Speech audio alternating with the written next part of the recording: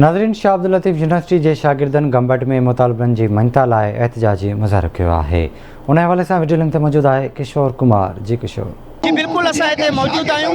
All student action committee Shah Abdul Latif के student पारां जेको आहे अॼु शाह अब्दुल लतीफ़ यूनिवर्सिटी के खिलाफ़ जेको आहे शागिर्दनि की गिरफ़्तारी ऐं जेल में तशद्दुद के खिलाफ़ जेको आहे एहतजाजी मुज़ाहिरो कयो आहे। अचो त मौजूद जेके शागिर्द आहिनि उन्हनि सां ॻाल्हि ॿोल कंदासीं त उन्हनि जो छा चवणु आहे। लतीफ़ यूनिवर्सिटी जी इंतज़ामिया तव्हांखे ख़बर आहे त वाइस चांसलर सियासी सोर्सनि ते उते मुंतक़िद कया वेंदा आहिनि। लतीफ़ यूनिवर्सिटी जी इंतज़ामिया शागिर्दनि सां मुसलसिल 3 सालनि खां नाजाइज़ूं करे रही आहे, पर जॾहिं शागिर्द पंहिंजे हक़ जे आवाज़ लाइ उथिया त उन्हनि मथां ATC जा केस दाख़िल करे लतीफ़ यूनिवर्सिटी जी इंतज़ामिया उन्हनि खे जेल मोकिलियो वियो। ऐं असीं सम्झूं था त लतीफ़ यूनिवर्सिटी जी इंतज़ामिया शागिर्दनि सां मुसलसिल माटली मावारो सलूक पई करे। असांजा जेके जाइज़ मुतालबा आहिनि उहे मञा वञनि। लतीफ़ यूनिवर्सिटी पंहिंजी करप्शन लिकाइण जे लाइ शागिर्दनि जे मथां ATC जा कलम कया विया। जेके लतीफ़ यूनिवर्सिटी शागिर्द खेलपुर सेंट्रल जेल में 2 महीननि खां क़ैद हुया, उन्हनि ते लतीफ़ यूनिवर्सिटी पैसा शंगार वही करे खेलपुर खां कराची सेंट्रल जेल मोकिलियो वियो आहे। असांखे सिंध हुकूमत सां जिन का जो मुतालबो आहे असांखे दोस्त आज़ादु कया वञनि। जेके असांजा शागिर्द लतीफ़ यूनिवर्सिटी जी इंतज़ामिया बदिराए करे शागिर्दनि जा आवाज़ दॿाइण पई चाहे, उन अमल जी असां सख़्त लफ़्ज़नि में मज़म्मत कयूं था।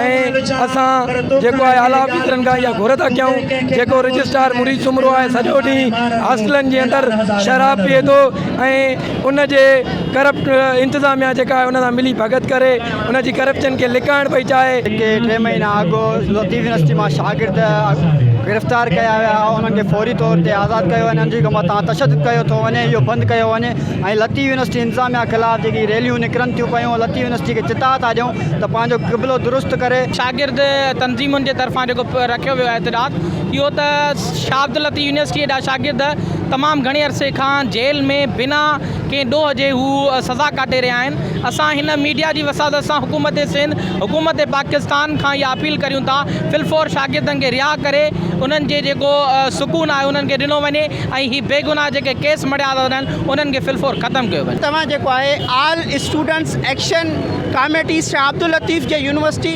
जा जेके शागिर्द हुआ उन्हनि सां ॻाल्हि ॿोल ॿुधी, उन्हनि पारां जेको इहो मुतालबो कयो वियो आहे त फौरी तौर जेके जाइज़ शागिर्दनि जा जेके मुतालबा आहिनि ऐं जेलनि में जेके कैद शागिर्द आहिनि उन्हनि खे फौरी तौर जेको आहे आज़ादु कयो वञे, न त जेको आहे एहतिजाज जो दाइरो पिणु वधायो वेंदो।